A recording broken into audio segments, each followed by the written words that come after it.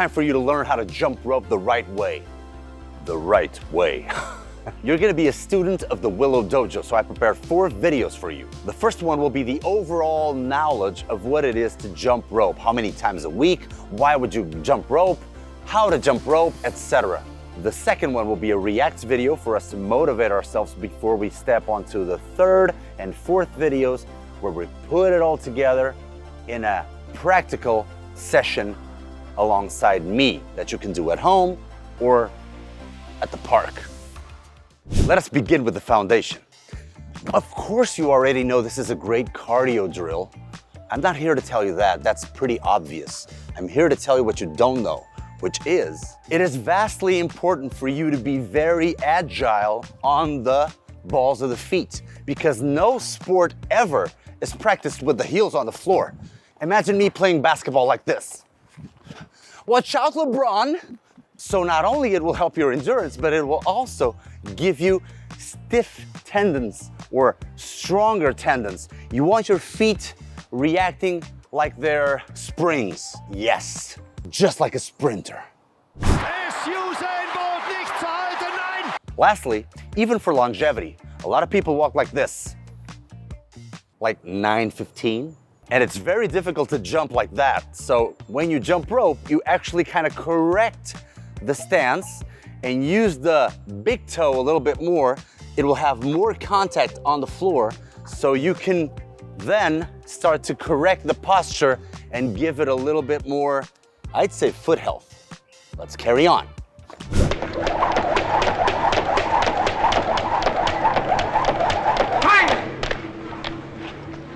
Now, the best way to coach you, little Willow, is to show you the biggest mistakes of beginners, and not only beginners, sometimes even advanced.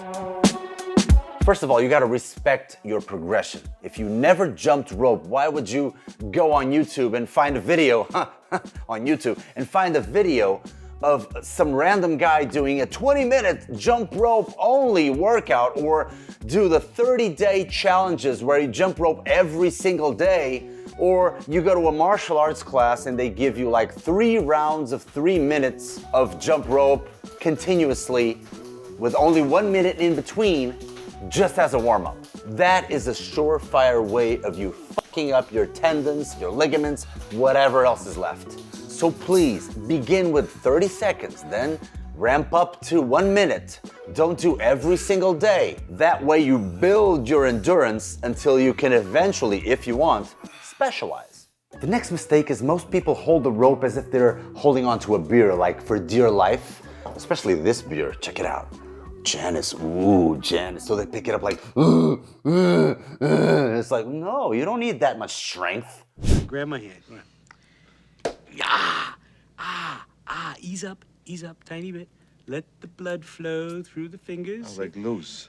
See, come on, that's it, relax. I'm just All right, nervous. Okay, 1, 2, 3. 1, 2, 3. Be civil.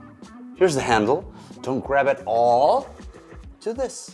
Leave it like a third out in order for you to have mobility on the wrists, because you're gonna use the wrist. So the actual motion will be something like this, very gentle. You only contract once in the whole movement, like 1, 1, 1, 1, and then let it flow. It's all about contracting, letting go, contracting, letting go. It's not this, completely tense. I couldn't last for like 30 jumps with this. This is more like,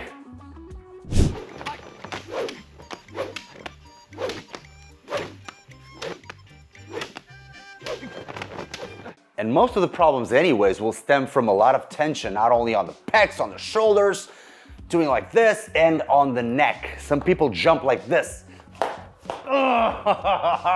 No.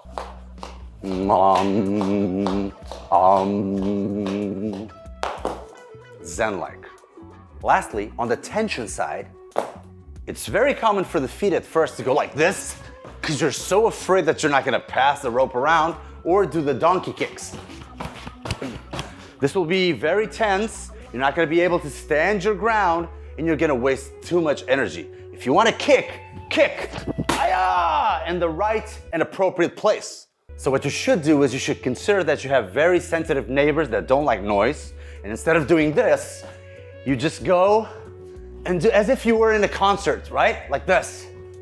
Very softly, like smashing pumpkin. Just a reminder, guys, if you want to be Willow strong, I have a training plan that's great for you, and you have the link in the description below. You just follow it and I'll take care of you guys. Also, like, share, and subscribe to this channel. You will not regret it. And now, back to our video. So now, how do we progress? The first one is very easy. It's volume. So if I could do 1 minute without stopping, now I can do 2, now I can do 3. And if I want to specialize in sports, that's very important. So I want to have that endurance. So that is one surefire way of progressing. But the other one is to add variety. So a lot of people, especially with CrossFit nowadays, they were able to do this and then this, the double unders, and then they stop progressing. It's like I give my students something as easy as this, like jumping jacks, and they're like, oh my God, I never tried this before. And it's so, you know, so darn basic, like this, or this, or twisting, or kicking. And if you think about it, this is the first basic progression of plyometrics. Plyometrics is jumping and explosive work where you have like very short bursts, but very high intensity. So a squat jump would be 1 or 5 tuck jumps in a row, or a drop jump, like the most advanced would be me standing on top of a box, dropping down, and when I hit the floor, punch the floor and go as high as possible. But the basic progression of them all is the jump rope. So think of it this way. If you all of a sudden keep progressing and you want to add extra load, just do on 1 foot. And it's not that easy. Even the advanced sometimes screw this up. And speaking of the advanced, after you do double unders, it's not like the game is over. You can do double unders on 1 foot, which is not easy, especially if you hurt yourself in the foot. It's like a whip. Or you can do double unders in which the first is a regular one and the second one is a figure 8 one, like this. See, it's possible. I bet most people don't even do the backwards one. See, backwards double under. Oh, you tire me, little Willows. You tire me out. So how to use this in my daily life and in my weekly schedule. You can either do it 2 or 3 times a week, or even every other day. You can include it in your circuit training. And when I do that, I often give it to my students with the do variation. So instead of just going for like 100 reps of singles, I'm gonna say 100 reps of singles, but the first 20 will be on the right foot, the second 20 will be on the left foot. I'm gonna screw with their brain and all the variations that we talked about before. And that works on the mind, muscle, joint connection, and it gives them a banging workout.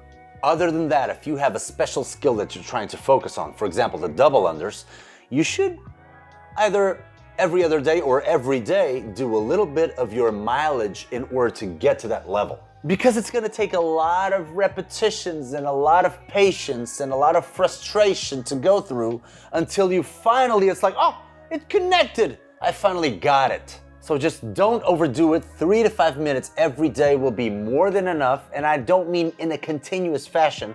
I mean trying to work on that skill for 3 to 5 minutes before your workouts, for example, as a warm-up. And then you go for the workout and you forget about the double unders for that day. Lastly, if it's a specific skill for your modality, for your sport, you should work on it and increase the volume and increase. For example, if you're a martial artist, so we all know that we need to be able to stand or jump on our toes, or be on the balls of the feet for quite a long time.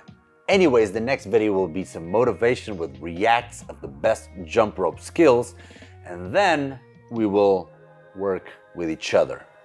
You're gonna be Willow strong, agile, flexible, everything. So do subscribe to the channel, because it's time that you become a freaking machine.